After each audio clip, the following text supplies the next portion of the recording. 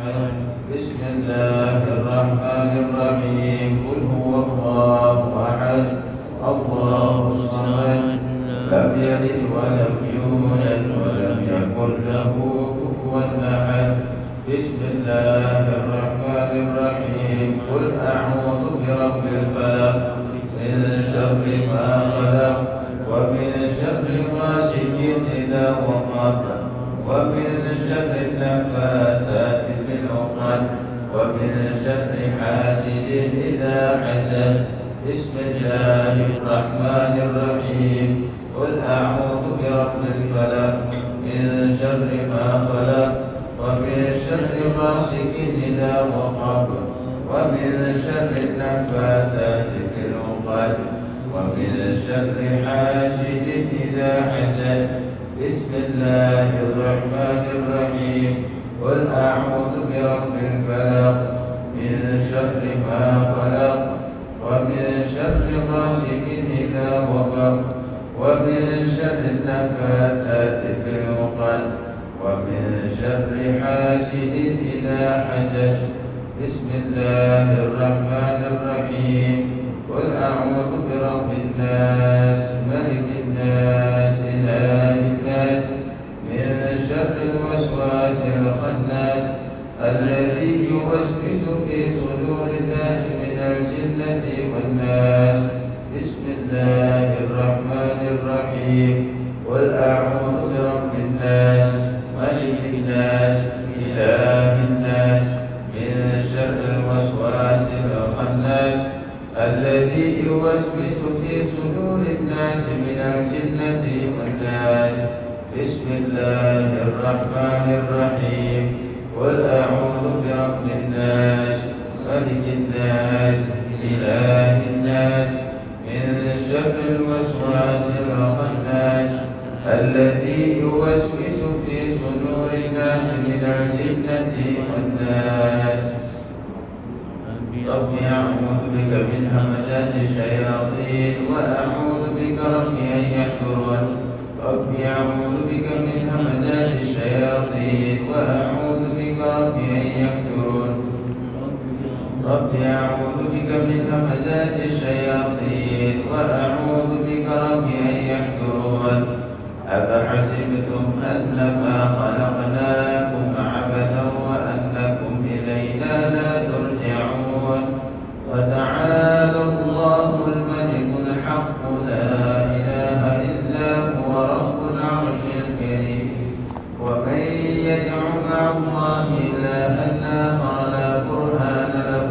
به فإنما حسابه عند ربه إنه لا يفلح الكافرون وقل رب اغفر وارحم وأنت خير الراحمين فسبحان الله حين تمسون وحين تصبحون وله الحمد في السماوات والأرض وعشيا وحين تظهرون يخرج الحي من الميت ويخرج الميت من الحي ويحيي الأرض بعد موتها وكذلك تخرجون أعوذ بالله السميع العليم من الشيطان الرجيم أعوذ بالله السميع العليم من الشيطان الرجيم أعوذ بالله السميع العليم من الشيطان الرجيم لو أنزلنا هذا القرآن على جبل لرأيته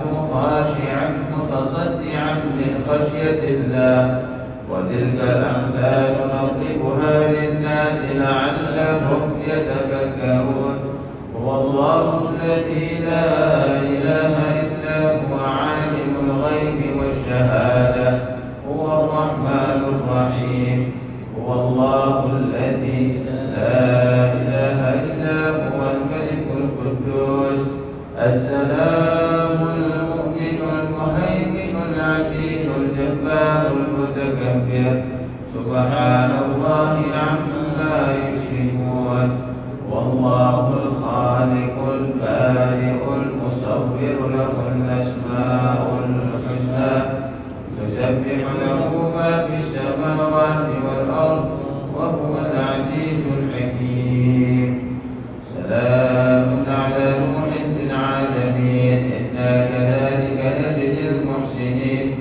إنه من عبادنا المؤمنين.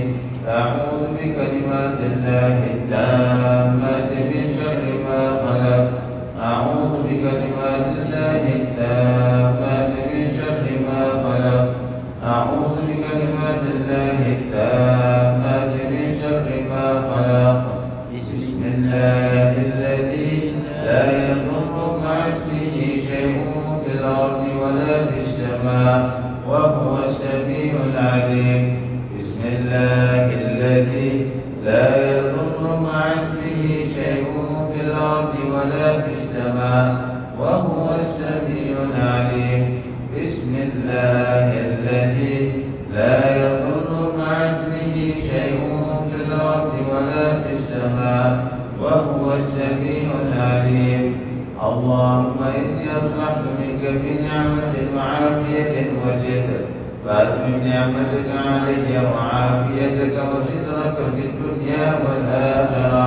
اللهم إني أصبحت منك بنعمة وعافية وستر، فأتمم نعمتك علي وعافيتك وسترك في الدنيا والآخرة. اللهم إني أصبحت منك بنعمة وعافية وستر، فأتمم نعمتك علي وعافيتك وسترك في الدنيا والآخرة.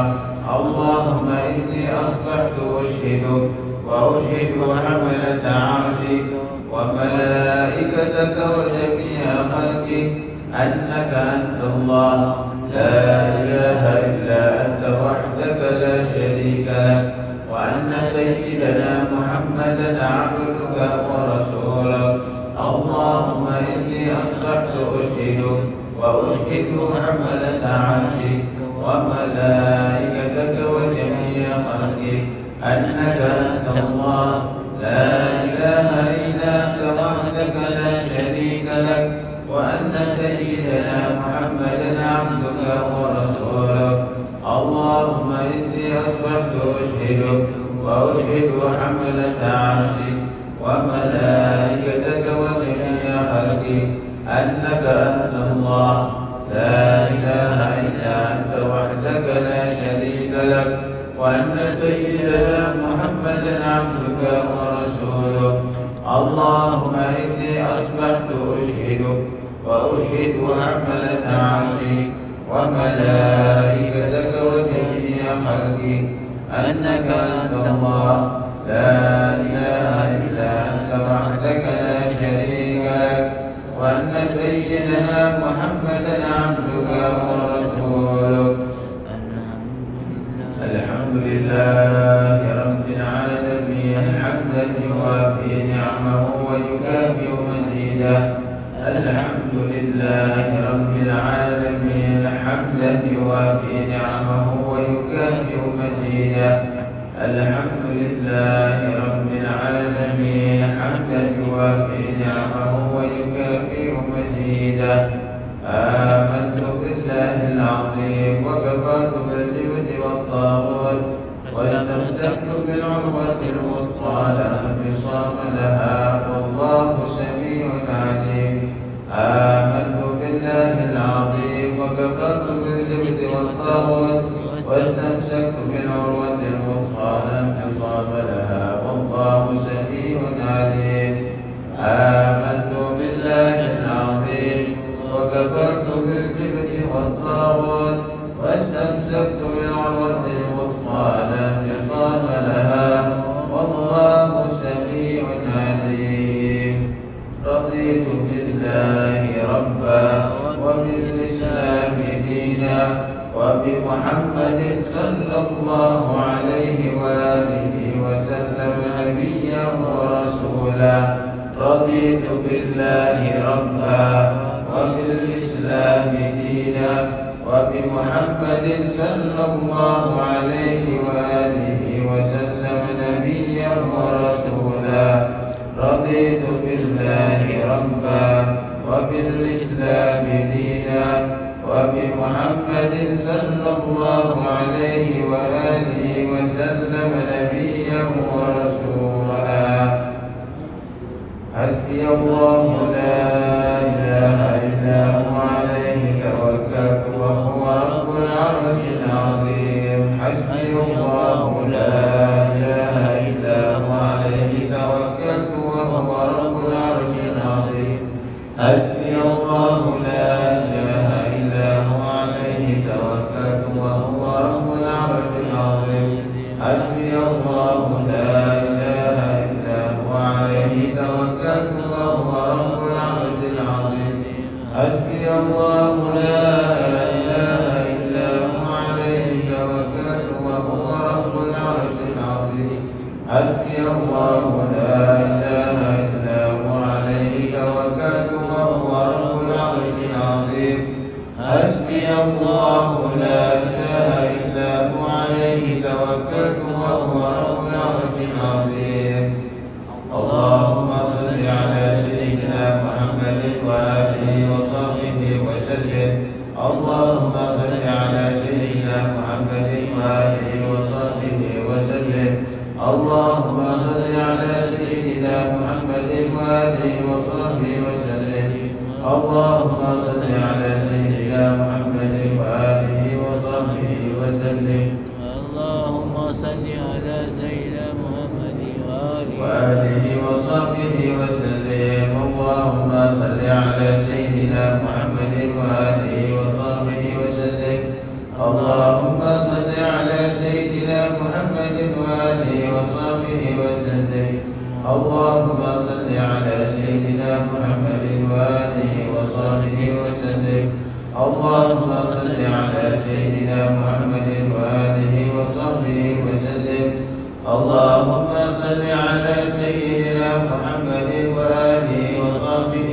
وسلم اللهم إني أسألك من فجاءة الخير وأعوذ بك من فجاءة الشر اللهم أنت ربي لا إله إلا أنت خلقتني وأنا عبدك وأنا على عهدك ووعدك ما استطعت أعوذ بك من شر ما صنعت أبوء لك بنعمتك علي وأبوء بذنبي فاغفر لي فإنه لا يغفر الذنوب إلا أنت اللهم أنت ربي لا إله إلا أنت عليك توكلت وأنت رب العرش العظيم ما شاء الله كان وما لم يشاء لم يكن ولا حول ولا قوة إلا بالله العلي العظيم أعلم أن الله على كل شيء قدير وأن الله قد أحاط بكل شيء علما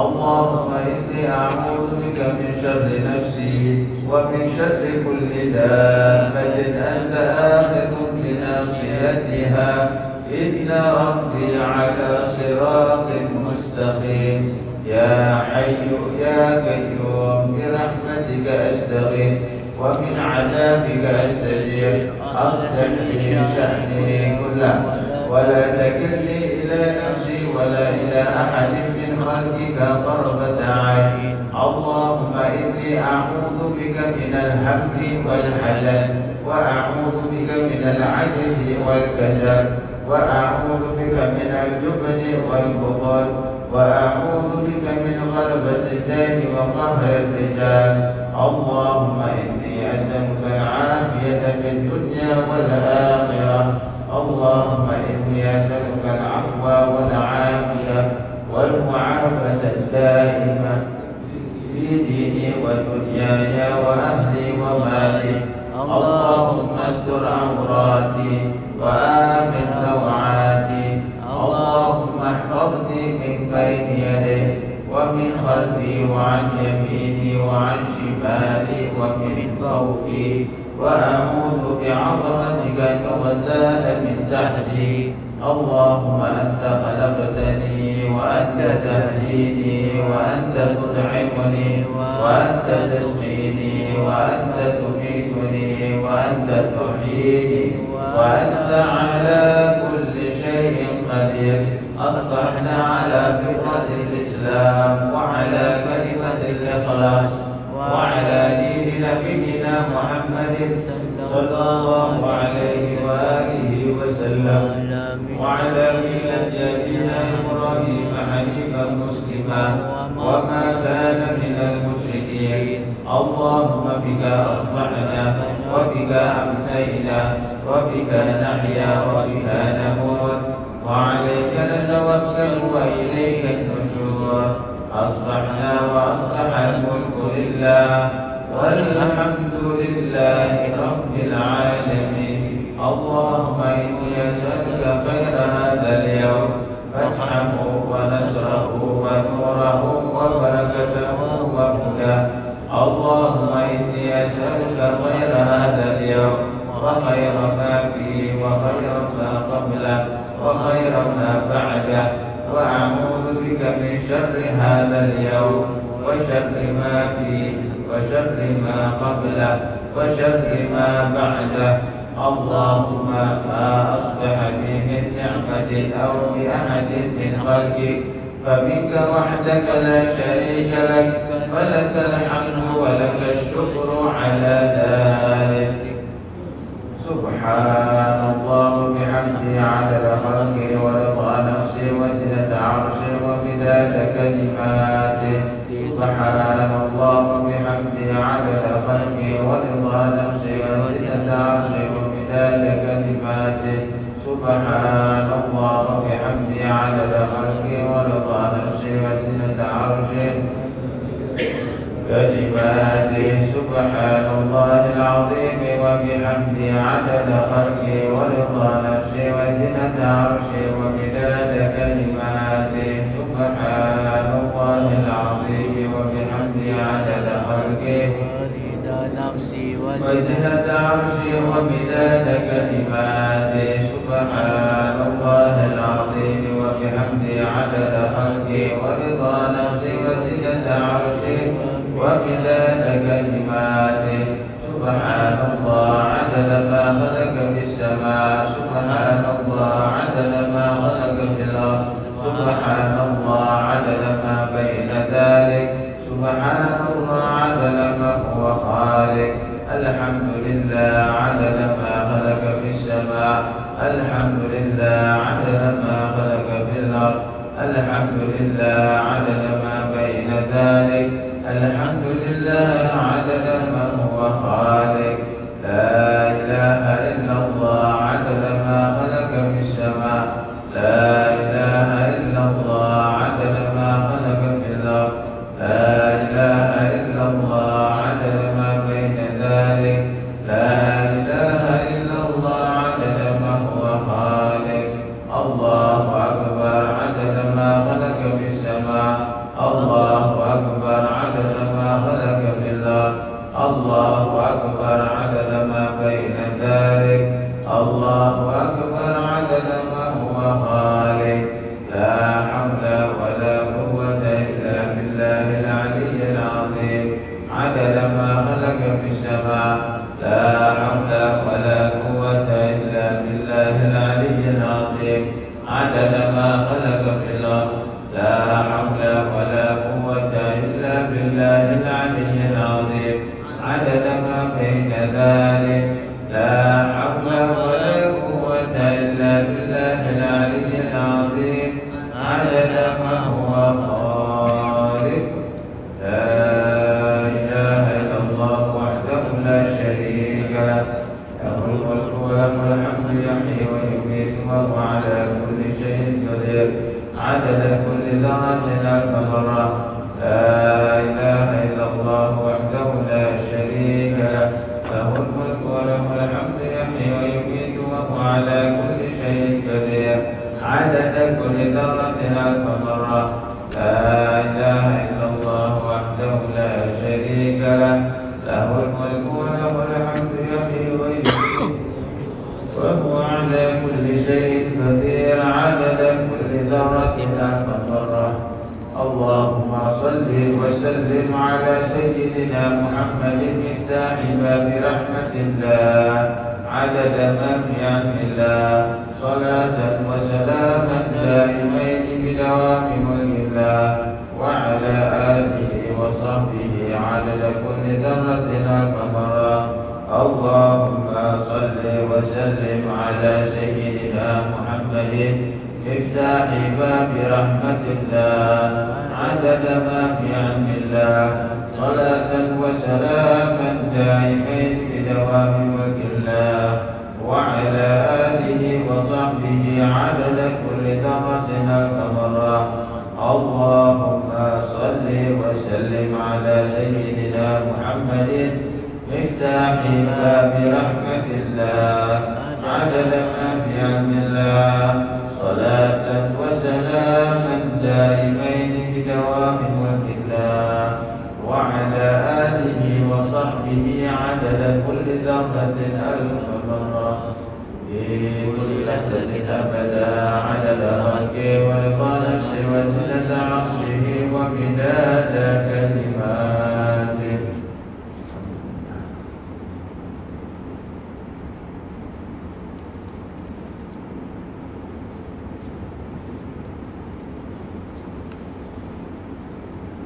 الحمد لله رب العالمين وبه نستعين على أمور الدنيا والدين والصلاة والسلام على أشرف المرسلين سيدنا وحبيبنا وشفيعنا وقرة أعيننا بالقاسم سيدنا محمد الأمين وعلى آله وصحبه أجمعين ولا حول ولا قوة إلا بالله العلي العظيم. سبحانك لا علم لنا إلا ما علمتنا إنك أنت العليم الحكيم. رب اشرح لي صدري ويسر لي أمري واحلل عقدة من لساني يفقه قولي.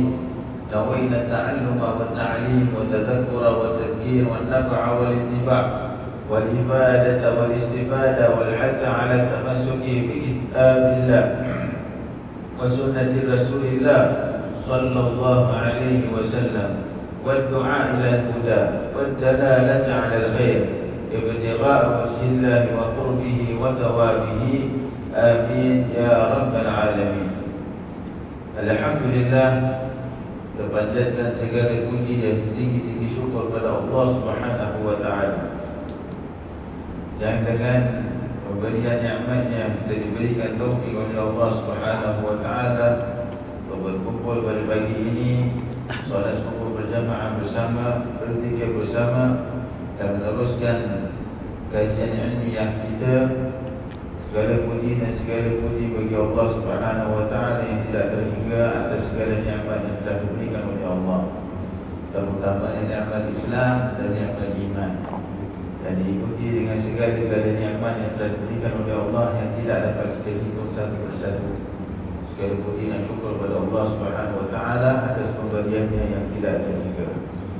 Dan segala puji dan selawat dan salam ke atas baginda Nabi Muhammad sallallahu alaihi wasallam yang mana beliau menjadi panutan kita agar kita dapat sentiasa mengikut jejak langkahnya menuju kepada Allah Subhanahu wa taala.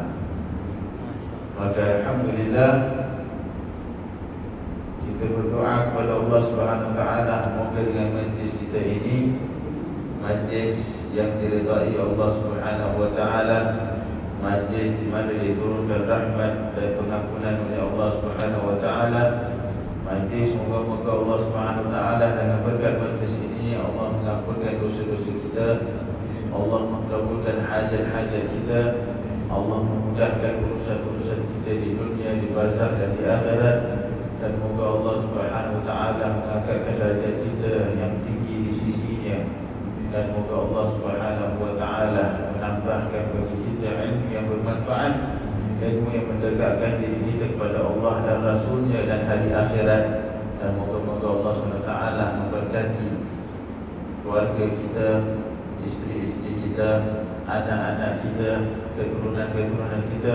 Moga Allah sentiasa memelihara kita dan mereka semua dari segala fitnah akhir zaman, daripada fitnah pada bencana dan daripada fitnah dunia dan fitnah azab. Dan moga Allah Subhanahu wa taala mengampunkan dosa-dosa kita, dan Allah memurniakan kita husnul khatimah dan membangkitkan kita bersama baginda Nabi Muhammad sallallahu alaihi wasallam dan berkumpul bersama beliau di dalam syurga Allah Subhanahu wa taala Jannatul Firdaus. Amin ya rabbal alamin. Alhamdulillah, hadirin hadirat yang dirahmati Allah Subhanahu wa taala. Kita sambung pelajaran kita pada muka surat 245. Masih kita membahaskan mengenai zuhud. Masih kita membahaskan mengenai sabda Nabi Muhammad SAW, ihfazillah tajidhu haitsu tajahta. Peliharalah dengan baik hubungan kamu dengan Allah Subhanahu wa taala. Nescaya engkau akan menemui Allah di mana juga engkau berada. Maka di sini juga terdapat hadis riwayat Imam At-Tirmidzi rahimahullah taala daripada Sayyidina Abbas radhiyallahu anhu. Kata Sayyidina Abdullah bin Abbas, Sayyidina Abdullah bin Abbas dia adalah sepupu kepada Nabi Muhammad sallallahu alaihi wasallam. Kan? Sayyidina Abbas bin Abdul Muttalib, Abdullah bin Abdul Muttalib, adik-beradik. Dan iaitu abah Nabi Muhammad sallallahu alaihi wasallam, iaitu Abdullah dengan Sayyidina Abbas. Itu juga termasuk Sayyidina Hamzah. Kan?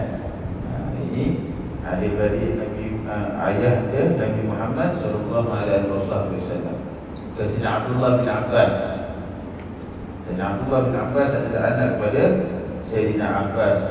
Maka itu bila disebut selalunya, bila orang bila disebut nama Sayyidina Abdullah bin Abbas, maka diharuskan untuk kita menjawab radhiyallahu anhuma. Dan ini moga Allah meridai Sayyidina Abdullah bin Abbas dan juga ayahnya Sayyidina Al-Abbas. Maka hadis Nabi Muhammad SAW yang dinukilkan, diriwayatkan daripada Sayyidina Abdullah bin Abbas radhiyallahu anhu, katanya, kuntu khalqan Nabi sallallahu alaihi wasallam yawma. Ada satu hari di mana aku itu berada di belakang Nabi Muhammad sallallahu alaihi wasallam. Ya, belakang Nabi Muhammad ini sewaktu Nabi sallallahu alaihi wasallam menaiki kedainya dan ataupun mukanya, menaiki mukanya, dan di belakangnya ada Sayyidina Abdullah bin Abbas yang masih kecil.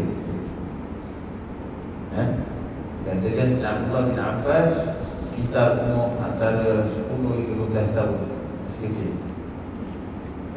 Beliau juga adalah antara yang mendapatkan doa Nabi sallallahu alaihi wasallam, yang mana Nabi mendoakannya, Allahumma faqihhu fid din wa 'allimhu ta'wil. Ya Allah, berikanlah beliau, yang Abdullah bin Abbas ini, pemahaman yang dalam agama. Allahumma faqihhu fid din wa 'allimhu ta'wil. Dan ajarkanlah kepada dia ta'wil, yakni penafsiran Al-Quran. Maka itu antara tafsir yang terbaik adalah tafsir Sayyidina Abdullah bin Abbas. Dapatkan doa Nabi Muhammad sallallahu alaihi wasallam. Kan?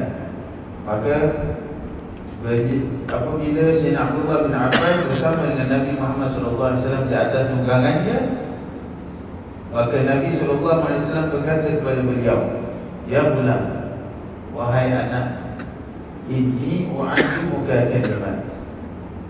Aku ingin mengajarkan kepada kamu beberapa kalimat.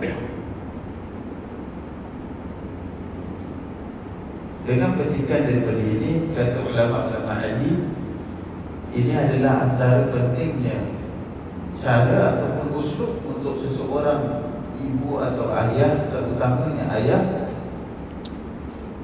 cara mereka bermuamalah dengan anak-anak mereka atau cucu mereka. Yang gunakan waktu kesempatan yang ada.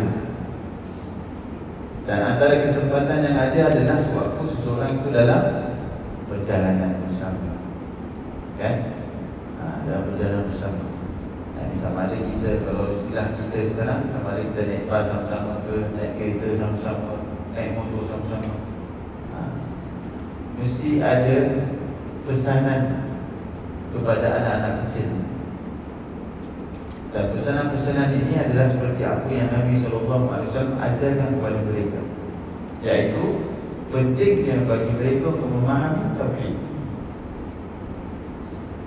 Maka kata Sayyidina Abdullah bin Abbas di sini, kan, Bila Nabi SAW mengucapkan, ya ghulam inni u'allimuka kalimat, wahai anak, aku ingin mengajarkan kepada kamu beberapa kalimat. Yang pertama, ihfazillah yahfazka. Ihfazillah yahfazka. Peliharalah Allah, maka Allah akan pelihara kamu. Bagaimana cara memelihara Allah Subhanahu Wa Taala?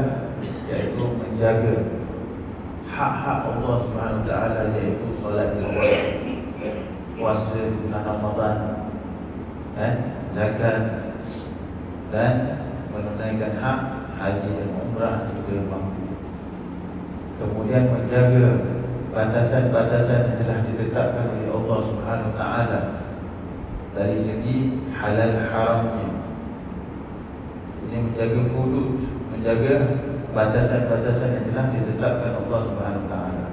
Kemudian mengagungkan syiar-syiar Allah, mengagungkan perkara-perkara yang telah diagungkan Allah Subhanahu Wa Taala dari segi harinya, dari segi bulannya, dari segi waktunya.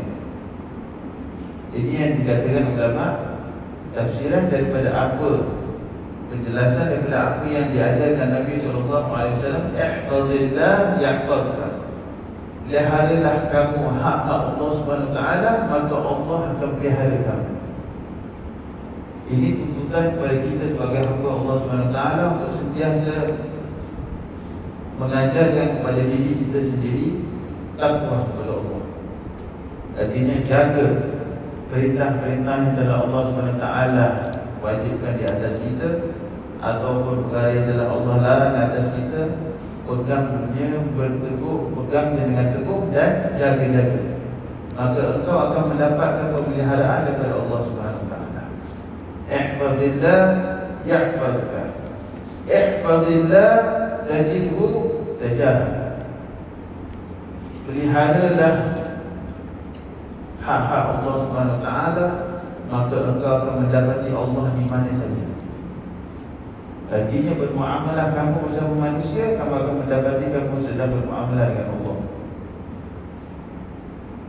Kalau kamu sedang bermain, ketahuilah itu juga adalah hamba Allah.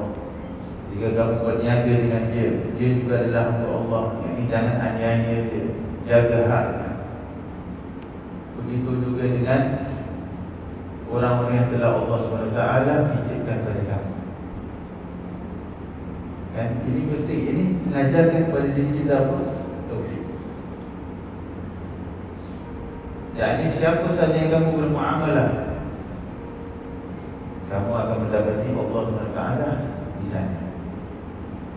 Walau kamu bersendirian, walaupun kamu bersama manusia, walaupun kamu bersama binatang, walaupun kamu bersama makhluk Allah yang lain, kamu akan mendapati Allah di sana.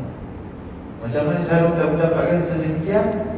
Hadirkan dalam dirimu kehadiran Allah Subhanahu Wa Taala pada semua makhluk yang Allah ciptakan. Ihfazillah yahfazka. Ihfazillah tajidhu tajahak. Idza sa'alta fas'alillah, wa idza ista'anta fasta'in billah. Bila engkau ingin meminta sesuatu, minta pada Allah. Jangan minta pada manusia, jangan minta pada makhluk. Nak minta terus pada Allah Subhanahu Wa Taala.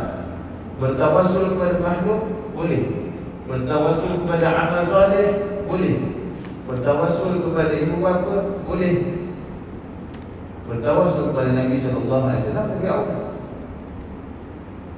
Bertawassul kepada orang-orang yang dekat kepada Nabi SAW, orang yang dekat kepada Allah Subhanahu Wa Taala. Itu semua menjadi perantaraan. Itu namanya wasilah. Meminta kepada Allah haruslah meminta langsung daripada Allah Subhanahu Wa Taala. Jangan meminta daripada makhluk Allah Subhanahu Wa Taala. Macam mana Nabi terapkan tauhid pada budak. Kerana umur sedemikian itu menjadi umur yang mereka itu akan mengambil contoh, mereka akan dengar. Kan? Idza sa'alta fas'alillah, wa idza ista'anta, bila kamu ingin meminta pertolongan, fasta'in billah, minta pertolongan dengan Allah Subhanahu Wa Taala. Nak minta sesuatu, minta langsung daripada Allah. Nak minta pertolongan, minta pertolongan daripada Allah Subhanahu Wa Taala. Jadi bantuan. Kan? Wa'lam anna al-ummata law ijtama'at 'ala an yanfa'uka bi syai'in lam yanfa'uka illa bi syai'in qad katabahu Allah lak.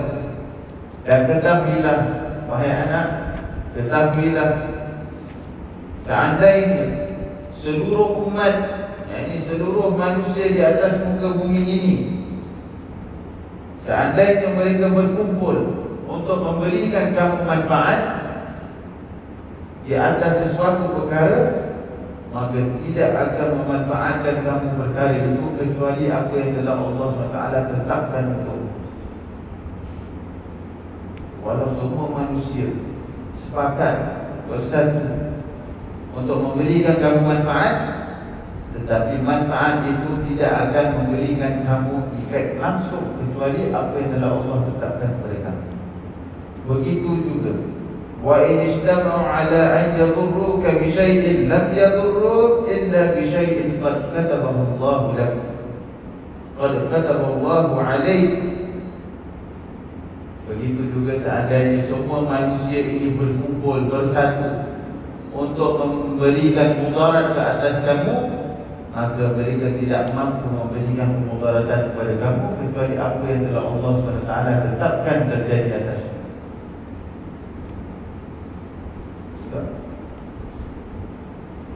Artinya kuasanya atas siapa? Allah SWT. Jangan takut dengan manusia, jangan mengharap kepada manusia. Jangan harap kepada manusia untuk memberikan kita manfaat. Dan jangan juga takut pada manusia yang mungkin akan memberikan kita mudarat. Ini sifat manusiawi yang sentiasa ada pada setiap manusia. Menggantungkan harapannya kepada orang yang dia harap. Isteri harap, gantungkan harapan kepada suami. Kan? Anak-anak menggantungkan harapan pada ibu bapa. Kemudian siapa kawan menggantungkan harapan pada kawan. Betul tak? Kami setiap antara kita ini, hari-hari kita akan diuji dengan sedemikian. Maka Nabi SAW mengajarkan kepada kita, tidak ada satu perkara yang boleh memberikan kita manfaat kecuali apa yang telah Allah tetapkan, walaupun manusia seluruh dunia ini bersatu. Begitu juga kalau mereka juga bersatu untuk memberikan kamu mudarat, maka tidak akan terjadi kemudaratan kecuali apa yang telah Allah tetapkan untuk terjadi atasmu. Kan? Rufi'atil aqlam wa juffatis suhuf. Dan maka Nabi SAW bersabda, kan, pena-pena itu telah diangkat dan juga buku-buku catatan telah ditutup. Dan ini apa? Kecuali apa yang semua telah ditetapkan oleh Allah pasti akan terjadi. Masya Allah kan, wa ma lam yasha' lam yakun. Kerana ini kebiasaan manusia yang sentiasa rasa ketakutan dalam setiap keadaan. Dia takut. Mungkin atas kuasa dia seseorang yang berkuasa, dia berharta, dia highly influential. Kan? Kalau perkara itu tidak ditetapkan oleh Allah untuk terjadi, maka tidak akan terjadi. Jadi Nabi SAW terapkan kepada Sayyidina Abdullah bin Abbas yang baru umur belasan tahun, masih kecil lagi, terapkan pada mereka tauhid. Bila mereka faham perkara ini, maka mereka akan tahu yang hanya memberikan manfaat adalah Allah. Yang hanya boleh memberikan mudarat hanyalah Allah Subhanahu Wa Taala. Tapi dengan syaratnya apa? Jaga hak-hak Allah. Maka itu Nabi SAW mulakan hadis ini dengan ihfazillah yahfazillah. Peliharalah hak-hak Allah, maka Allah akan pelihara kamu. Kan?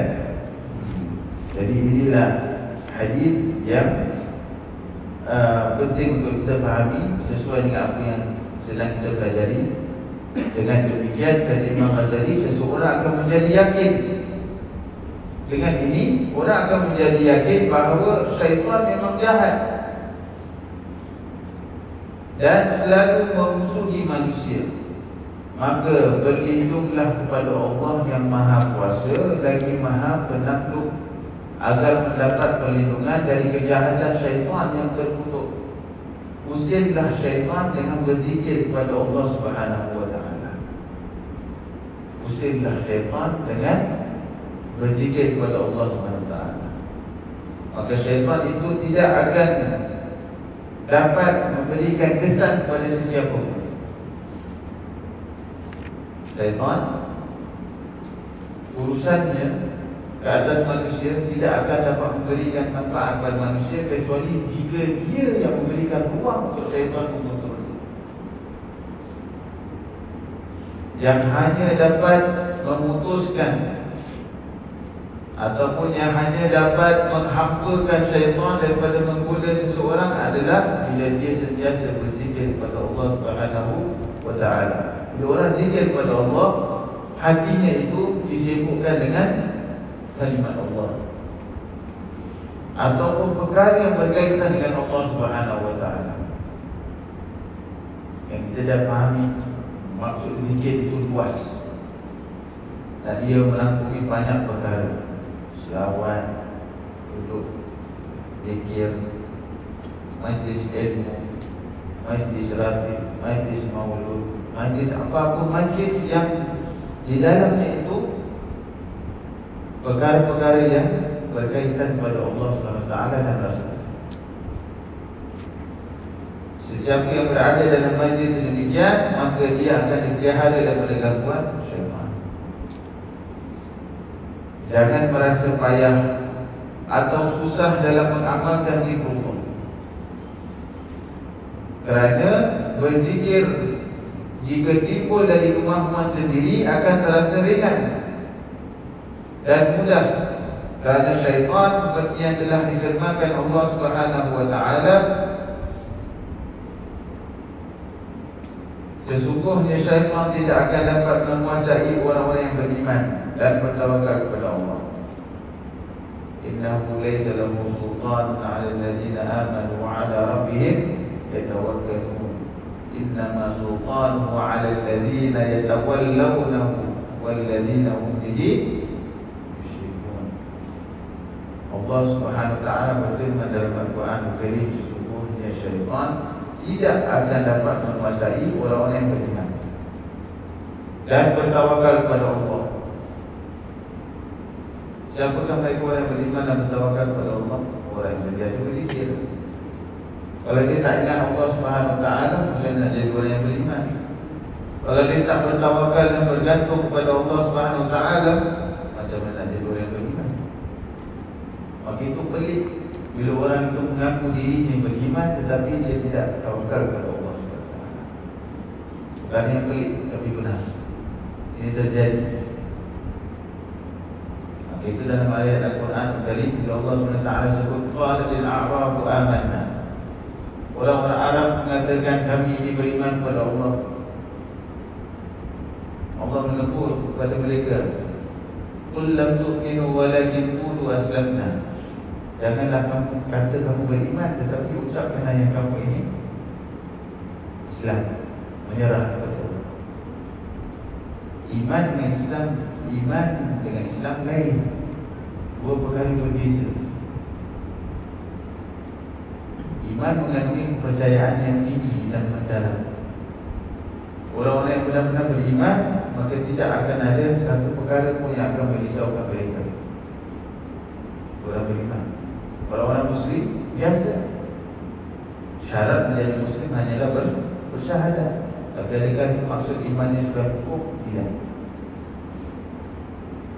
Keimanan yang kokoh hanya datang kepada seorang Muslim yang istiqamah melakukan perkara-perkara yang diperintahkan dan dilarang Allah Subhanahu wa taala, baru dia akan dapat iman. Jadi banyak antara kita ini adalah Muslim tetapi belum benar-benar mukmin. Nak jaga iman ni bukan perkara yang mudah. Dia sangat payah. Dan dia harus dilazimi dengan zikrullah dan istiqamah.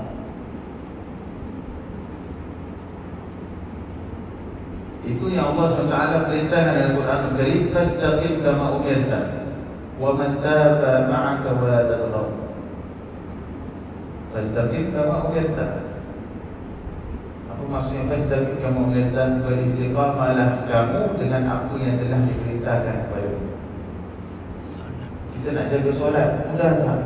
Susah.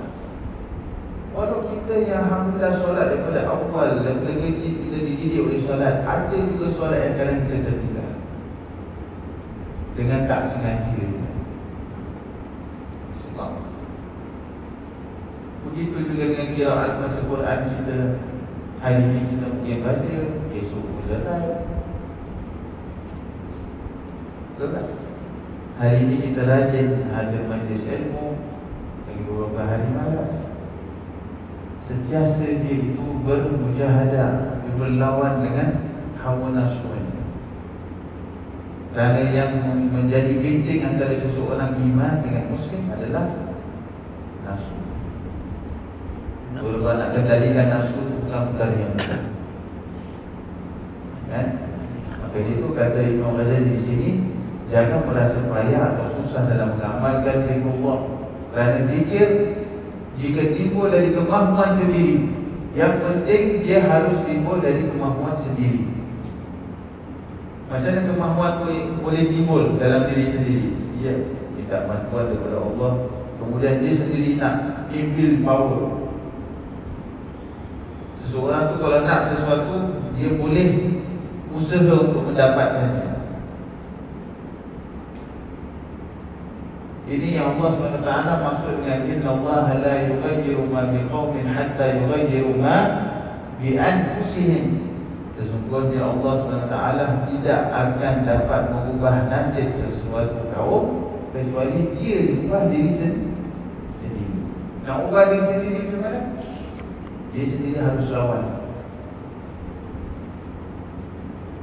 Pertama dia minta tolong daripada Allah SWT. Kedua dia harus lawan, dia harus usaha. Ini usaha mujahadah yang dinilai tinggi oleh Allah SWT. Walladzina jahadu fina lanahdiyannahum subulana. Dan mereka orang-orang yang bermujahadah, bertutus lumus untuk menempuhi jalanmu, kata Allah SWT, lanahdiyannahum subulana, maka kami akan memberikan mereka hidayah dengan bermacam-macam jalan. Tapi apa syarat dia? Pertama, walladzina jahadu fina. Mereka orang-orang yang harus bermujahadah dengan dirinya sendiri. It's only you. Only you can change yourself. Nobody can change you. Betul tak? Kita diri sendiri ni kalau tak ada minat nak belajar, siapa pun paksa kita hantarlah profesor paling pandai dalam dunia pun dia tak boleh ajar kita juga. Sendiri-sendiri tak nak. Nak ibadah pun begitu juga. Kalau diri sendiri tak nak buat perubahan, tak ada orang boleh paksa. Tak ada orang boleh paksa. Dan tak ada orang boleh buat apa-apa pun. Bahkan Allah SWT sendiri yang mengatakan Allah tidak mampu untuk mengubah seseorang kecuali dia ubah dirinya sendiri. Ini yang dinamakan ujian hidup.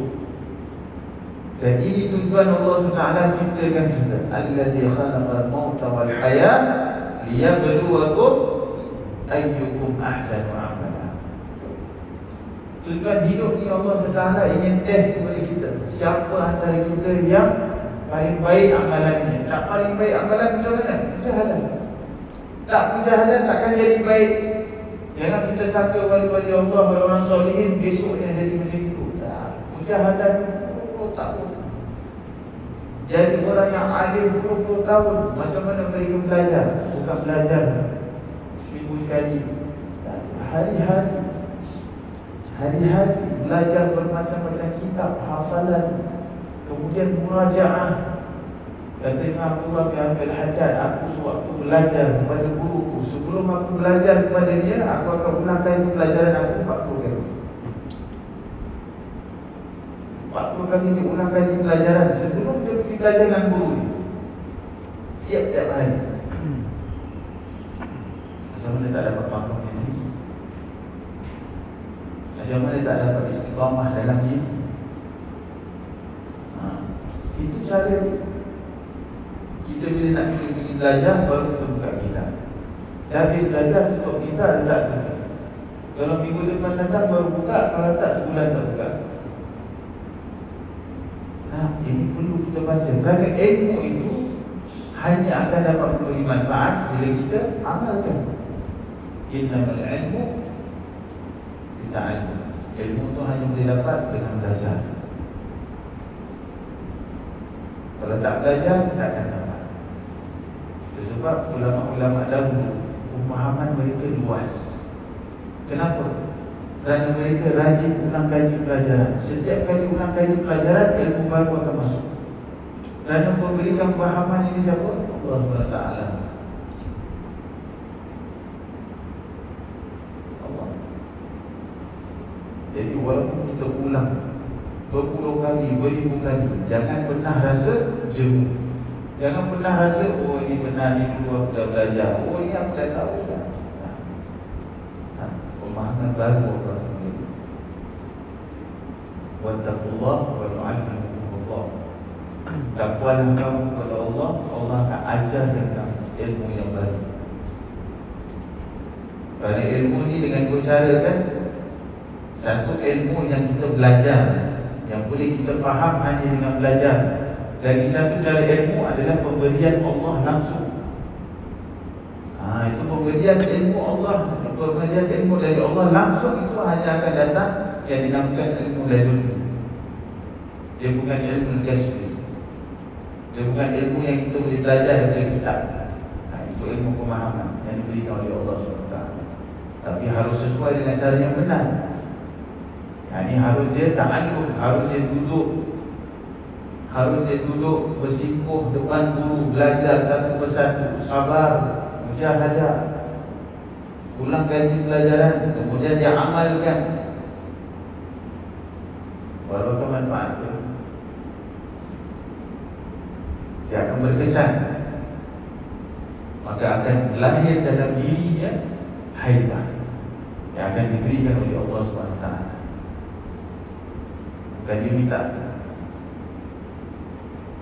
Baik, jadi permulaannya daripada ini. Jika lahir daripada kemampuan sendiri, begitu juga zikrullah. Ini yang menjadi masalah kepada kita ni. Kita banyak bergantung kepada apa? Kekuatan syaitan. Sikit-sikit takut tengok, kena rasuk, kena lagi macam-macam. Semuanya pasal hantu. Betul tak? Ini belum masuk Osman lagi dah biasa. Semuanya pasal hantu. Sampai cerita-cerita sekarang pun semua cerita hantu. Ini pemikiran kita ni dirosakkan. Jadi kita akan nampak yang hantu itu berkuasa. Kita akan nampak syaitan itu berkuasa. Bukan Allah Subhanahu Wa Taala. Jadi takutnya kita kepada syaitan lebih daripada kita takut kepada Allah. Kalau perkara berkaitan dengan Allah semuanya ringan. Tapi kalau perkara berkaitan dengan syaitan semuanya berat. Ini pemahaman yang salah. Dan ini sangat memudaratkan keimanan seseorang mukmin. Dia akan mudarat. Kerana dia akan bergantung kepada kekuatan syaitan. Sedangkan Allah SWT firman apa? Innahu laisa lahu sultan. Sultan, berkuasaan. Syaitan ini tak ada kuasa langsung, kecuali kamu kalau memberikan dia ruang untuk berkuasa atasmu. Macam mana kamu beri ruang, ya hati kamu kosong daripada zikir. Itu sebab orang yang dirasuki syaitan ataupun jin yang jahat, semuanya kenapa? Dirinya kosong, dirinya tak ada benteng.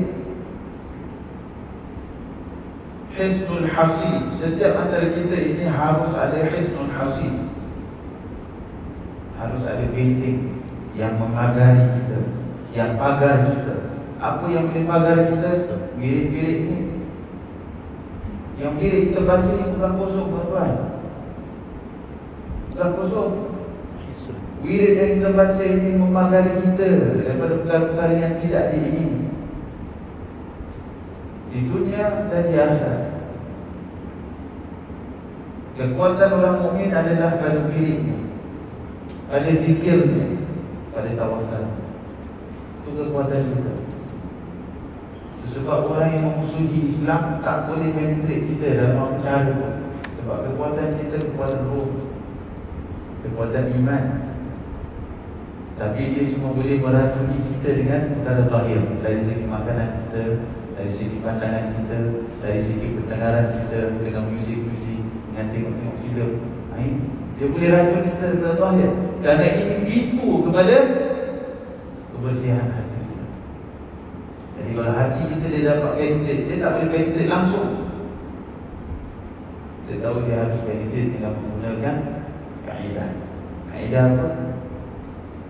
Frekuensi. Selalu tengok, selalu dengar. Kerana iman adalah hak, keyakinan adalah hak, tawakal adalah hak. Dan hak tidak pernah boleh bercampur dengan batil. Hak dengan batil tak boleh campur. Jadi macam mana nak pelihara yang hak? Harus mujahadah. Dia balik pada basic juga tadi. Sebab kata Imam Ghazali tadi dalam perenggan ni, kata dia apa? Jangan merasa payah atau susah. Awal-awalnya memang susah dan payah. Tapi jangan merasa payah atau susah dalam mengamalkan zikrullah, kerana berzikir jika timbul dari kemampuan sendiri akan terasa ringan dan mudah. Orang yang pertama kali kalau kita ajak duduk baca Wirdul Latif yang tadi kita baca, dia kata panjang ni, 20 minit, 25 minit nak baca, pingsan. Dia belum try, dia dah pingsan dia. Betul? Itu orang yang pada awal. Tapi kalau hari-hari diterapkan, kalau Alhamdulillah seperti kita yang hari-hari membacanya, sekarang kita boleh baca Wirdul Latif tak sampai 10 minit. Kerana kelaziman. Dan kadang-kadang hingga akan timbul satu perasaan ataupun satu perkara dalam diri kita, kalau kita satu hari terlepas baca Wirid, kita akan rasa seperti kehilangan. Itu artinya istiqamah. Dia sudah istiqamahkan dalam diri. Ya? Begitu juga setiap orang ada amalan sendiri. Ada yang memang satu hari baca satu juz Quran, ada yang satu hari baca satu muka surat Quran. Tapi kalau kau tak baca, dia akan rasa macam misi. Kerana apa? Kerana dia usaha untuk mengadakan zikrullah dalam dirinya dengan usahanya sendiri, dibantu oleh Allah SWT. Jadi jika semua perkara kelahiran daripada kemampuan sendiri, setiap perkara akan terasa ringan dan mudah. Kan? Kerana syaitan seperti yang telah difirmankan oleh Allah, sesungguhnya syaitan tidak akan sesekali dapat menguasai orang-orang yang beriman dan bertawakal kepada Allah. Innama sultanuhu 'ala alladhina yatawallawnahu. Ini Allah SWT dah kasih ya. Innama sultanuhu 'ala alladhina yatawallawnahu. Sesungguhnya kekuasaan syaitan hanya akan dapat duduk ataupun dapat dikuasai oleh seseorang yang membelakangi Allah. Yatawallawnahu, dia membelakangi Allah. Dia tak jaga hak-hak Allah dalam dirinya, tak ada langsung dia ingat Allah. Tak ada pun dia ingat nak berzikir kepada Allah. Walladzina hum bihi musyrikun. Dan mereka orang-orang yang musyrik kepada Allah. Ini syaitan dapat kontrol ni. Sebab kita kalau lihat kan, nasallallahu salam wa afiyah. Alhamdulillah. Dan moga Allah pelihara kita. Macam kita lihat orang-orang ataupun mereka yang mengaku agama-agama lain, macam mana mereka itu tenggelam dalam mereka beribadah kepada patung-patung, dengan mengagungkan patung-patung. Sedangkan patung itu tidak ada kuasa atas mereka. Patung itu dibuat oleh tangan mereka sendiri, kemudian mereka sembah. Perkara tak masuk pada logik. Kalau yang patut Tuhannya dia, bukan patung. Sebab dia yang buat. Tapi kerana syaitan sudah menguasainya, maka dia lihat perkara itu sebagai satu perkara yang agung di sisi. Betul? Ini. Makanya mereka dapat dikuasai oleh syaitan. Kerana apa? Mereka mengumpulkan Allah SWT. Baik. Jadi meskipun keadaan seseorang demikian, memang rasa disebut di sini, nafsu masih tetap. Syaitan tak boleh kuasai seseorang, tapi yang boleh kuasai apa? Nafsu. Ini nafsu lebih dahsyat daripada syaitan. Nafsu ini dikatakan 70 kali lebih jahat daripada syaitan. Nafsu. Kalau syaitan, Allah SWT terang dah katakan dia itu musuh kita. Inna syaitana lakum aduwwan fattakhidhuhu aduwwan. Sesungguhnya syaitan itu musuh bagi kamu, musuh yang nyata, maka ambillah dia sebagai musuh. Dan dia akan kalah. Jangan beri ruang pada syaitan. Jangan beri ruang pada syaitan untuk bisik kamu. Jadilah orang yang berzikir kepada Allah sentiasa, maka syaitan tidak akan dapat menguasai kamu. Tapi nafsu, walaupun kita itu berzikir kepada Allah dan istiqamah dalam zikir, nafsu dapat tetap kuasai kita. Jadi nafsu ni lagi challenging. Nafsu ni lagi challenging, bukan mudah. Bagi itu pada awalnya bila kita mulakan pelajaran kita ini, kita membahaskan mengenai beberapa macam jenis nafsu kan. Nafsu yang terendah dan paling terhina adalah nafsu yang ada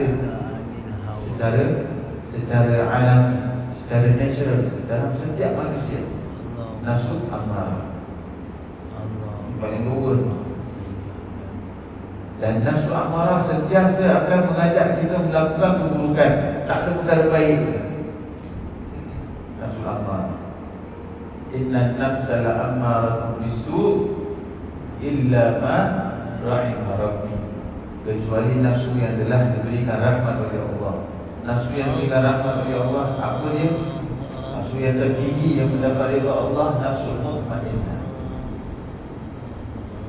Jadi kita dilahirkan dengan nafsu amarah, kita dituntut oleh Allah untuk akhiri umur kita dengan nafsu al-mutmainnah.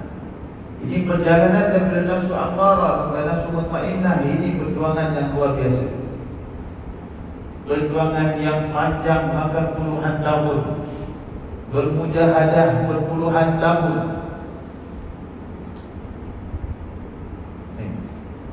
Dilahirkan dengan nafsu amarah, dituntut oleh Allah untuk mengakhiri hidup kita dengan nafsu al-mutmainnah.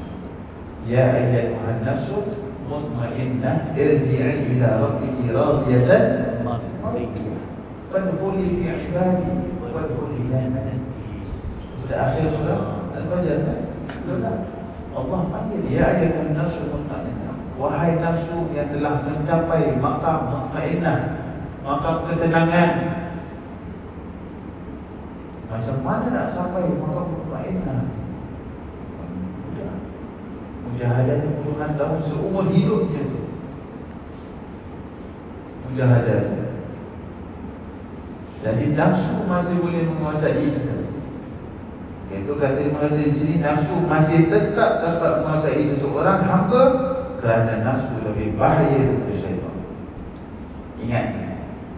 Jadi syaitan, sebab ulama katakan aku ni tak heran pasal syaitan pun. Yang aku paling concern pasal nafsu. Sebab syaitan boleh senang aku kalahkan. Dengan apa? Zikir kepada Allah. A'udzubillahi minasyaitan. Laisa lahu majal Dia tak ada ruang nak masuk dalam diri kita pun. Kalau kita sentiasa berzikir kepada Allah, dia tak ada ruang nak masuk. Tapi nafsu tu dia boleh goda kita. Nafsu ni bahaya. Dia lebih bahaya daripada syaitan. Ya? Kalau kita nak tempuh syaitan, Allah SWT ajarkan kita secret code. Apa secret code dia? Isti'adah. A'udzubillahi minasyaitonir rajim. Itu je. Idza qara'tal Quran fasta'id billahi minasyaitonir rajim. Dalam surah An-Nahl Allah SWT sebut ni. Idza qara'tal Quran, apabila engkau ingin ataupun mahu membaca Al-Quran, maka minta perlindungan oleh Allah daripada syaitan yang innahu laysa lahu sultan, pada ayat tadi. 3 ayat ini disebut oleh Allah. Jadi Allah ajarkan kita secret code. Orang yang banyak sebut a'udzubillahi minasyaitonir rajim, a'udzubillahi samil alim minasyaitonir rajim, dia minta perlindungan kepada Allah daripada gangguan syaitan. Gangguan. Syaitan ni dia boleh ganggu, dia cuma boleh bisikkan kita, dia boleh ganggu fikiran kita. Sebab dalam solat kita, tiap kali kita itu, sebelum kita baca Fatihah, disunnahkan untuk kita baca isti'adah pada setiap rakaat. Sunnahnya pada setiap rakaat. Jadi apa? Kerana syaitan tu dia kalau dah jalan, dia balik lagi. Dia dah keluar, dia datang lagi, dia kacau kita. Dia kira istilah irritating lah. Syaitan ni irritating. Macam kita ada kawan yang suka irritate kita. Tahu tak perasaan dia macam mana? Perasaan rimas kan? Macam itu. Cuma ni kita tak nampak. Kita cuma boleh dengar je bisikan dia. Bisikan dia mainkan hati kita. Dia layakkan fikiran kita.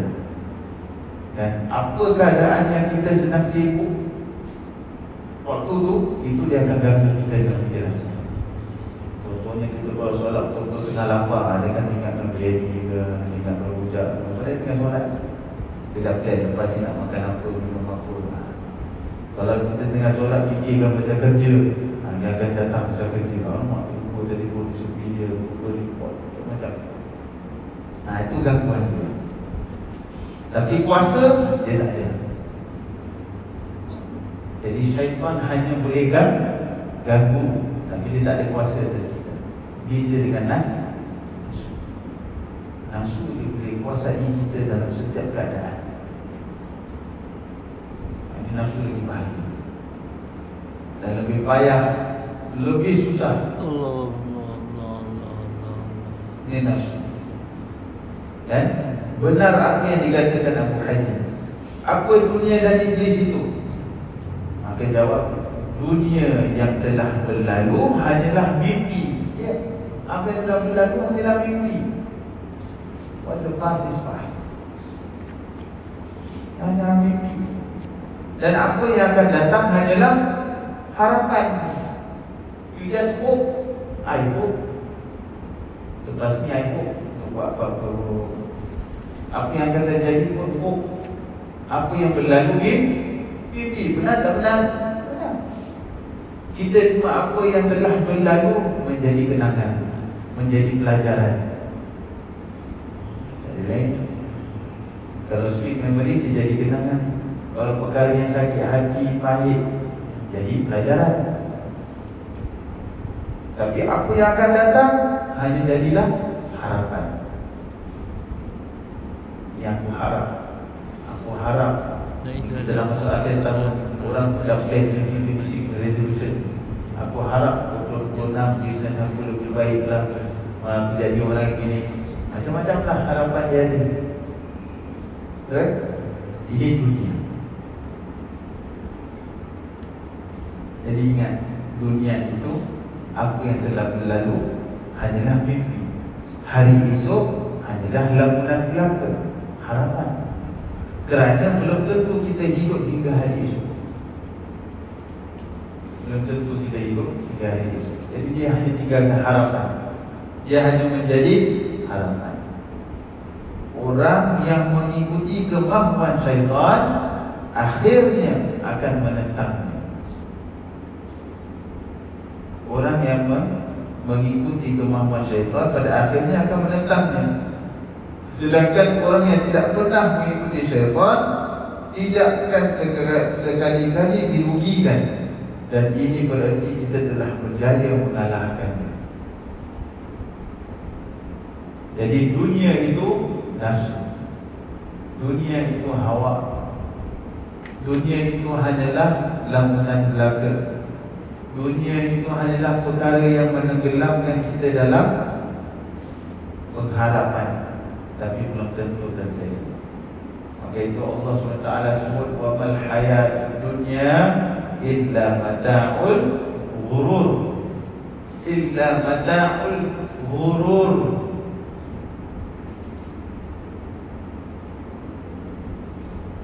Tidaklah penghidupan dunia itu kecuali perhiasan, kecuali perhiasan yang al-ghurur, artinya dia melalaikan. Orang dia usaha sangat nak kerja, nak cari kekayaan, nak cari kemewahan, nak cari status. Dia hanya kejar je. Tapi dalam perjalanan dia kejar itu, dia hanya meletakkan harapan, tapi belum tentu dia sampai. Tapi waktu, masa yang dia dah habiskan tu tak boleh kembali lagi. Ini penafsiran ulama mengenai ghurur. Kenapa dia jadi perkara yang melalaikan dan menenggelamkan manusia. Kita nak jadi kaya bukan besok. Kalau orang yang ada plan, pasal dia macam business plan, dia akan plan 5 tahun, dia akan plan 10 tahun.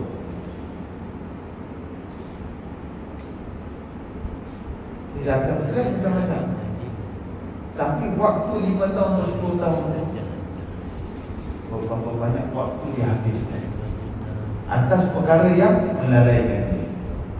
Akhirnya kalau dia dapat mencapai perkara itu, is at the expense of something. Masa kita ni masa kita ni modal kita. Sama ada kita gunakan masa dengan sebaik-baiknya pada jalan yang baik, ataupun kita menghabiskan waktu pada perkara yang lalai. Jadi Allah sebut mengenai dunia ni, kalau you kejarkan dunia tanpa landasan iman dan takwa, apa yang kita kejar itu semua akan menjadi perkara yang menjerumuskan kita dalam kelalaian yang nyata terang-terang. Tapi kalau dia berlandaskan ilmu, dia berlandaskan iman, dia berlandaskan takwa, dia menjadi perkara yang mulia di sisi Allah SWT. Iaitu bezanya dunia, kan? Dunia dengan syaitan. Apabila semuanya ini telah diketahui, maka seseorang itu akan sedar. Jadi kita dah faham ke tak? Dia tepuk dada tanya sendiri. Kata Imam Ghazali, bila kita dah ketahui perkara-perkara itu, maka kita akan sedar tentang nafsu jahatnya yang hanya akan merugi dan membinasakan kita. Nafsu jahat hanya akan merugikan kita, hanya akan membinasakan kita. Akan tetapi manusia tidak berhak untuk membunuh nafsu. Boleh tak kita bunuh nafsu kita? Tak boleh. Sebab nafsu ni siapa? Nafsu ni juga milik Allah. Nafsu ni juga makhluk Allah. Nafsu ni juga dititipkan oleh Allah dalam diri kita. Cuma Allah SWT memberikan kita nafsu tu hanya untuk uji kita sama ada kita dapat lakukan amalan baik ataupun tidak. Dia keluarkum ayyukum ahsanu amala. Itu balik pada basic. Tujuan kita hidup kat dunia muka bumi ini, Allah hanya nak uji kita, kita dapat tundukkan nafsu kita ataupun tidak.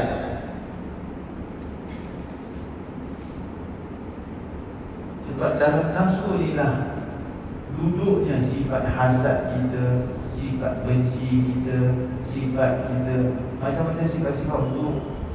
Sifat rasa diri baik, sifat riya, ujub, takabur, hikid, hasad, tamak. Dia semua masuk.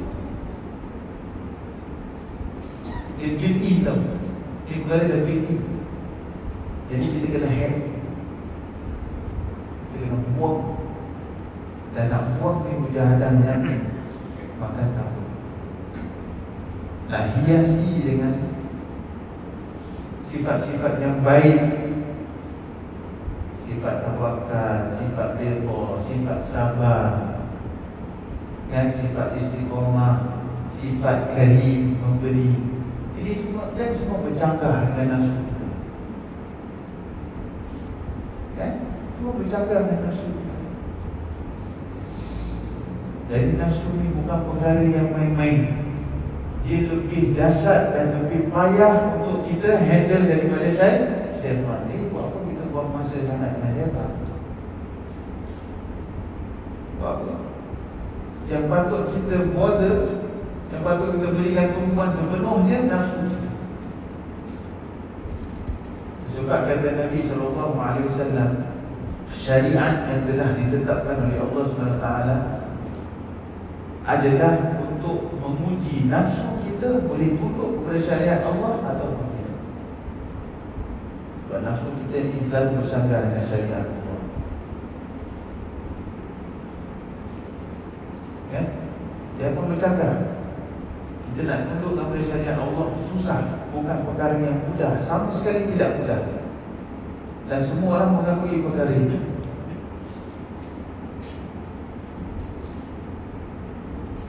Hanyalah yang ada pada kita minta pertolongan kepada Allah SWT yang menciptakan nafsu. Kan? Kemudian yang kedua, mujahadah dengan diri sendiri, kemampuan yang kita ada, willpower, mental strength yang kita ada. Bila kita nak sesuatu, pasti kita boleh buat. Jadi dia harus lahir daripada kehendak. Dia harus lahir daripada kehendak. Aku nak macam ni. Ya Allah, bantulah. Ini kita perjalanan balik kita bahaskan perjalanan dalam seseorang menghafal Quran. Bukan mudah. Siapa yang pernah hafal dan siapa yang sedang menghafal tahu. Bukan mudah perjalanan ini.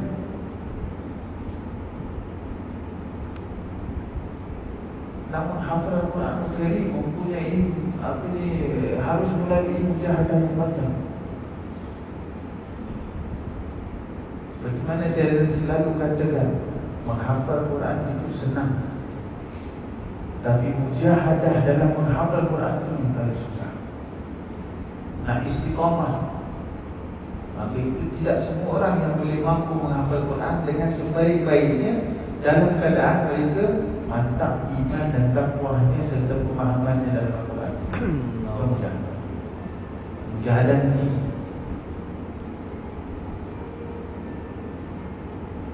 Jadi yang menghafal Quran ini bukan semestinya mesti habis 30 juz. Atau dia nak hafal berapa surah pun senang tak nak hafal surah. Atau surah-surah kecil pun. Itu sebab antara rahmatnya Allah SWT, Allah jadikan surah-surah yang pendek. Untuk apa? Mudahkan orang yang paling susah ataupun orang yang paling bebal pun boleh hafal. Surah Ikhlas, kenapa tak hafal? Surah Al-Falaq, An-Nas, padahal ini antara 3 surah yang terhebat, yang cukup kalau dengan dia hafal menjadi perlindungan. Surah Al-Fatihah, surah yang teragung. Itu bukan surah panjang-panjang, tapi pendek. Fatihah, Ikhlas, Falaq, An-Nas, Ayatul Kursi. Semua antara ayat-ayat dan surah-surah yang hebat yang Allah Ta'ala jadikan. Hafal tu dah cukup, boleh menjadi benteng hidup, benteng dari segala kekacauan, benteng daripada sihir, benteng daripada gangguan syaitan. Itu surah-surah lain, surah-surah biasa, khafif. Apatah lagi orang yang melalui perjalanan mujahadah menghafal seluruh Al-Quran mungkin. Oh pak, bukan mudah. Itu sebab menjadi tanda syukur pada seseorang yang telah diberikan nikmat oleh Allah untuk dia menjaga apa yang telah Allah berikan pada dia. Yang menghafal Quran tetapi tidak melazimi dengan murajaah, tidak mengulang kaji hafalannya, dia zalim pada diri. Dia bukan zalim pada Allah, dia zalim pada diri. Kerana Allah telah berikan dia kemuliaan itu, tapi dia abaikan. Macam orang yang Allah dah berikan dia harta, tapi dia simpan. Dia tak gunakan pemanfaat pada hamba Allah yang lain. Dia tidak keluarkan zakat. Harta tu akan jadi apa? Menzalimi diri dia. Padahal kekayaan itu diberikan oleh Allah. Kekayaan yang Allah berikan bukan untuk duduk dalam bank. You kayakan bank buat apa? Itu duit untuk kayakan diri. Dengan apa? Amal soleh. Kalau zakat setahun sekali, Allah buka pintu untuk sedekah, Allah buka pintu untuk infak, Allah buka pintu untuk wakaf, Allah buka pintu untuk bantu orang, Allah buka pintu untuk apa? Dirikan masjid, buka apa ni, macam-macam. Itu kan pemberian oleh Allah. Gunakan pada sebaik-baik. Itu tandanya syukur. Dan Allah sebut qalilun min ibadiy syukur. Sungguh sikit dalam antara hamba-hamba yang syukur kepada Allah. Sebab syukur gratitude ni dengan perbuatan. Dia mesti dengan perbuatan. Kita syukur dengan hidup, dengan roh, dengan pergerakan yang Allah berikan. Macam mana kita syukur? Lakukan solat, banyak sujud kepada Allah. Nabi SAW memberikan contoh yang terbaik dalam segala-galanya, kan? Betul tak? Bukankah dalam riwayat itu kisahkan Sayyidatina Aisyah radhiyallahu anha bahwasanya Nabi SAW solat malam sehingga kakinya itu apa jadi kaki Nabi bengkak. Diri hanya solat kepada Allah dalam keadaan berdiri yang lama sehingga kaki bengkak.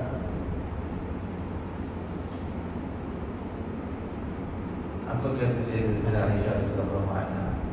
Ya Rasulullah, kenapa kau susah payah dalam beribadah kepada Allah, sedangkan Allah telah ampunkan dosamu yang awal dan akhir? Apa jawaban Nabi SAW? Afala akunu al-'abdan syakura. Afala akunu 'abdan syakura. Apakah salah untuk aku jadi hamba yang syukur kepada Allah? Jadi Nabi SAW Rasul yang dimuliakan oleh Allah. Dunia dan seisinya diciptakan oleh Allah hanya untuk dia. Yang pasti syurga ni yang tertinggi di sisi Allah Subhanahu Wa Taala. Darajatnya paling tinggi, dosanya diampunkan oleh Allah yang terdahulu dan terkemudian. Tetap ingin tunjukkan kita cara untuk kita bersyukur kepada Allah dengan solat yang lama. Subhanallah. Sallallahu alaihi Sayyidina Muhammad. Ini macam ni kita yang hari-hari bergumul dengan maksiat, mata, dosa telinga, dosa percakapan, dosa harta, dosa kerja, dosa lah, segala macam jenis dosa kita buat. Tetap kita tak nak istighfar, tak nak taubat, tak nak syukur kepada Allah. Sedangkan Allah berikan kita macam-macam nikmat. Satu hari je makan 8 kali. Pun tak ada nak ibadah kepada Allah. Apa je nak makan, ahlan wa sahlan, tinggal bayar aja. Apa je ada, kan? Tapi itulah macam mana kita didik nafsu kita. Ini ujian kita. Salah tak kita nak nikmati makanan? Tak salah. Didik. Ini harus dengan tarbiyah, harus dengan pendidikan yang panjang, mujahadah yang panjang. Penting sekali, pertama jangan putus asa. Jangan putus asa dengan rahmat Allah. Sebab majlis-majlis macam gini, majlis ilmu yang kita hadir, dia menghidupkan hati kita. Dia hidupkan hati kita. Mungkin antara kita ni, bila kita datang dalam keadaan iman kita lemah, dalam keadaan diri kita lemah, dalam keadaan kita ingin apa? Ingin just give up, dah tak kebuk dah putus harapan. Tapi ilmu-ilmu bila kita belajar gini, sebab ilmu itu cahaya. Dia cahaya yang menyinari hati yang mati. Ini ilmu. Ini dinamakan ilmu. Ilmu itu dinamakan pemberian yang menyinari hati. yang memancarkan cahaya di hati, mendekatkan diri kepada Allah Subhanahu Wa Taala. Itu bezanya ilmu dengan information, maklumat. Kalau orang kita belajar je maklumat. Kita belajar sains, kita belajar math, kita belajar fisik, kita belajar geografi, kita belajar macam-macam. Itu semua maklumat.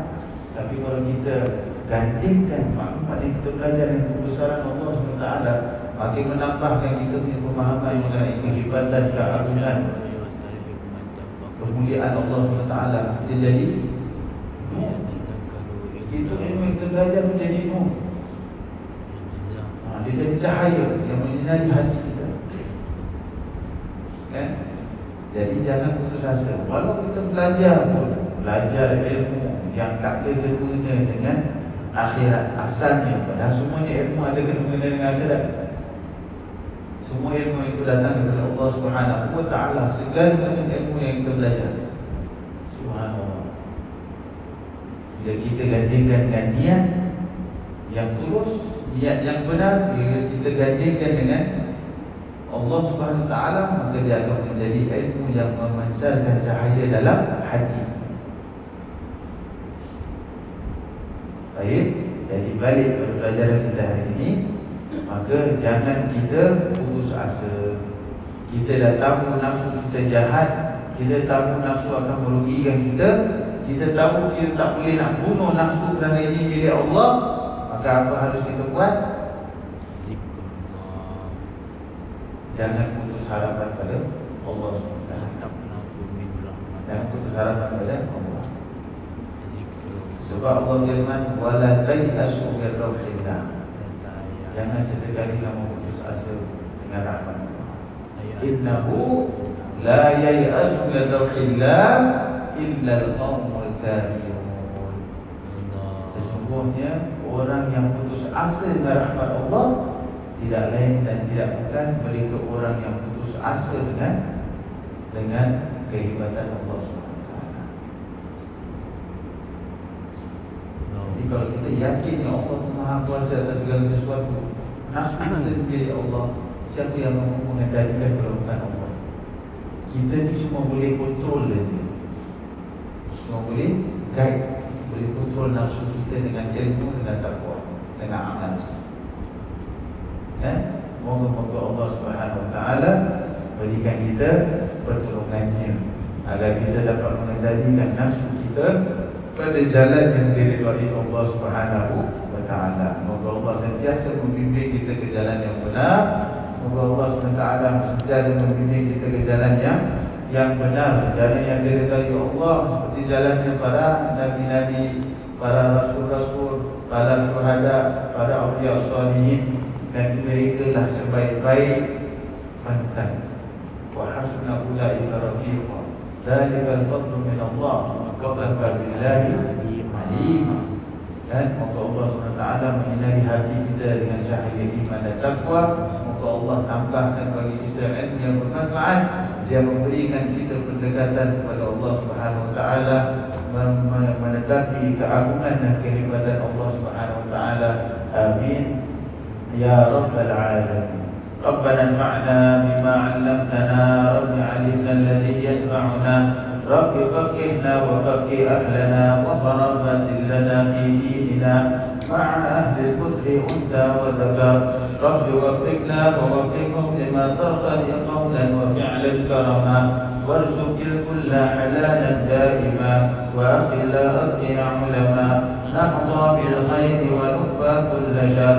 ربنا أصلح لنا كل شؤون وأقر بالرضا بك العيون، واقض عنا ربنا كل الديون قبل أن تأتينا رسل المنون، واغفر واستر أنت أكرم من ستر.